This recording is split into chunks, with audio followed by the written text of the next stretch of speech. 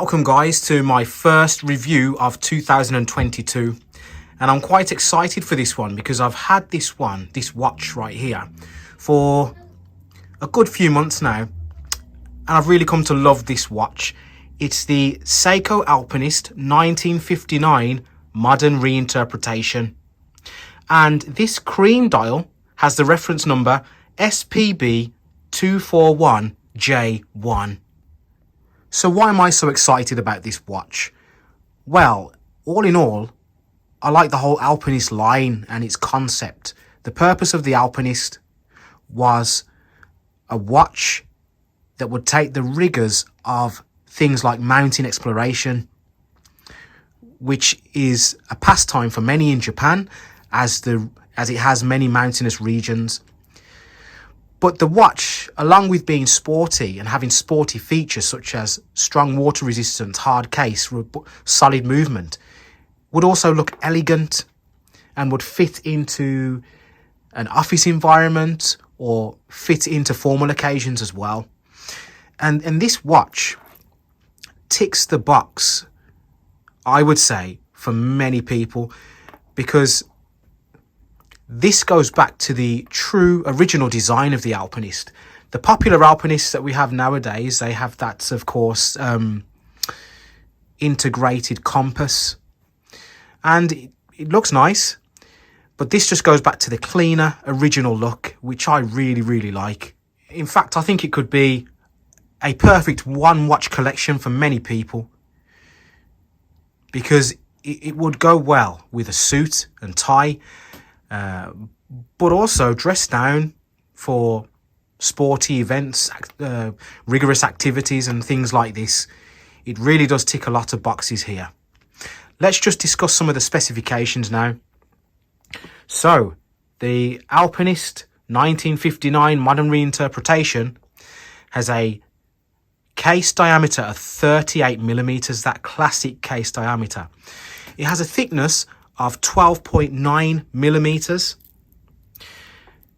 and it has a nice mix of polishing, high polish, and brushing to the sides, and that extends to the bracelet as well, but we'll come on to the bracelet a bit more in a bit. It has an applied Seiko logo with a gold tone, and that matches with the applied indices and the hands, hour, minute and second hands, also a nice touch. And it also has this wonderful creamy sunburst dial, which I love. Gives it a nice bit of presence there. We have a date window at 3 o'clock, a unsigned screw down crown which provides a wonderful 200 meters of water resistance, which is nice for a watch that looks so elegant at the same time. And it just looks gorgeous. I mean, can I really do it its full justice with the camera that I'm using? I don't think I can. It just looks wonderful. That 12.9mm thickness includes a domed sapphire crystal, and you get some nice distortion depending on the angle that you look at it, which I know many people like. At the back, you have a display case back, which is also covered by sapphire crystal. It's housing the 6R35 movement, which we'll come on to more later as well. And it's just put together so well. This case, it just feels solid. It feels like it's built for purpose. The attention to detail is just phenomenal. I mean, the Dauphine hands that we have here, the hour and minute hands, they have that modern Seiko half brushed, half polished finish, which really plays with the light and looks amazing. Look at the minute track that connects all the indices together. That is a really nice touch as well. All this goes towards its legibility, which is excellent. The word Alpinist refers to the three mountain-shaped indices at 6, 9 and 12 o'clock. All nice touches to this beautiful, beautiful timepiece. It has a nice, generous amount of anti-reflective coating. So you can see this dial in all kinds of bright conditions without any problems, despite the domed sapphire crystal that we have here. I forgot to mention, there is a lug width of 19 millimeters and a wingspan of 46.2 millimeters. So you can imagine how nicely this wears. I mean, look at how the lug's curved down, so it will hug the wrist. Now, some might think, no, it's not the classic 20 millimeter lug width. So, you know, it's not a strap monster. But to be honest, I haven't removed this bracelet because I just love the bracelet that comes with it as well. It just fits so well with the case. It has solid end links and solid links. It's a two-fold milled deployment clasp. And it has a nice finishing because if you look at it carefully, we've got the brushing, but on the mid links, we have a nice polished finish in between. So the attention to detail goes down to the bracelet as well. Let's look at how it fits on my wrist, which is 7 inches. There we go. It wears really nicely. Now, right now, I'm wearing a hoodie. Looks good, doesn't it? But you can imagine it next to a shirt cuff as well, can't you? For a formal occasion. Wonderful. I really love it. Can you hear the excitement in my voice over this watch? Honestly. The bracelet links are fitted together with the pin and collar system. And if you're used to Seiko bracelets, it shouldn't be a problem. At first, I found this quite finicky and I used to think, well, why haven't you got why haven't you got screw-in links? But I've got used to it. And it's supposed to be one of the strongest forms of links, things that hold the bracelet together. I don't know what you call them. I don't know the technical term. But I'm okay with it, to be honest. Look at the finishing. It's just amazing. I'll post a Lume shot as I'm talking. I found the Lume to be quite good. It works quite well. It hasn't worked as well as some of the Seiko divers that I've had.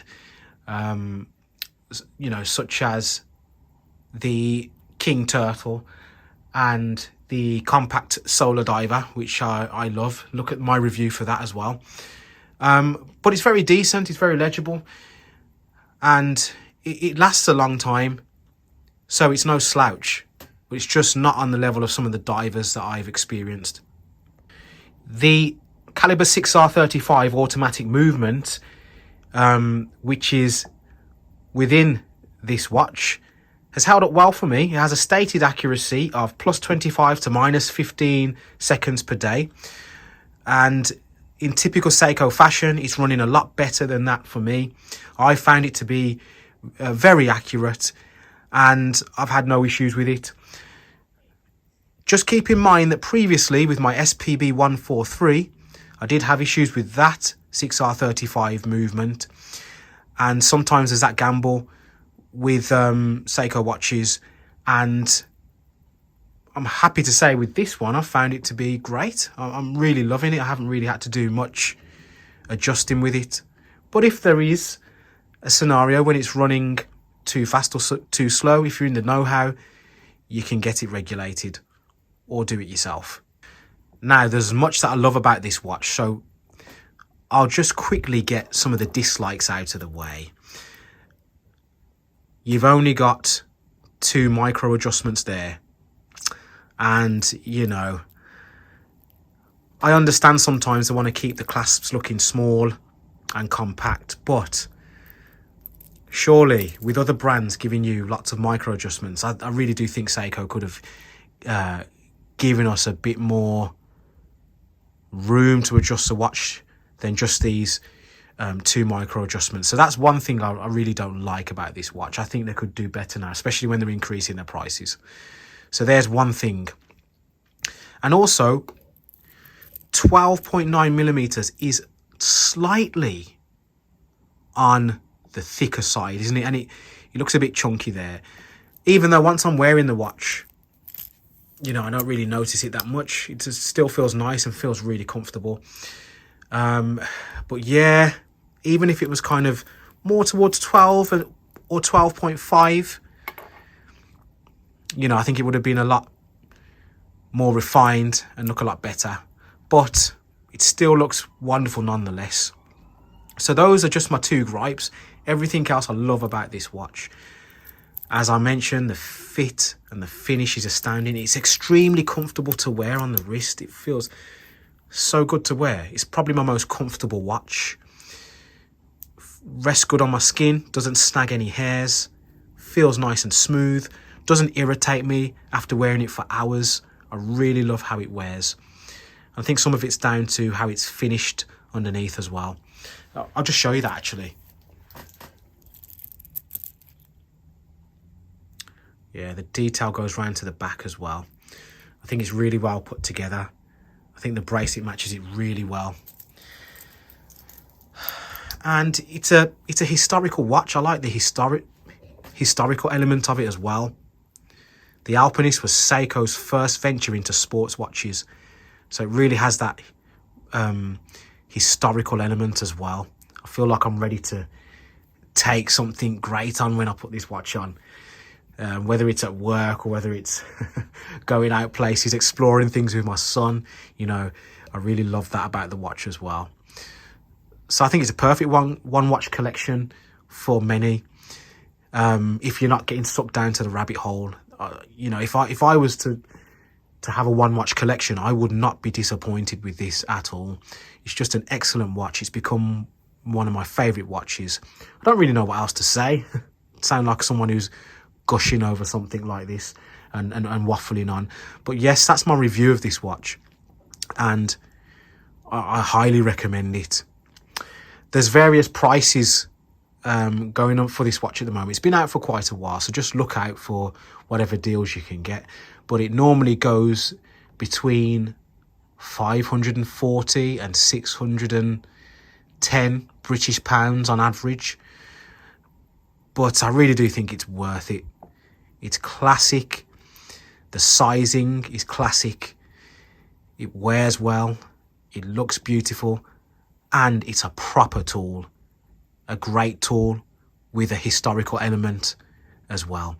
So that's my review of the Seiko Alpinist 1959 modern reinterpretation. Please leave your thoughts by commenting in the comment section. If you like this video, please like. If you like how I've presented the video, please subscribe for more content. Thank you for watching, and I will see you again soon.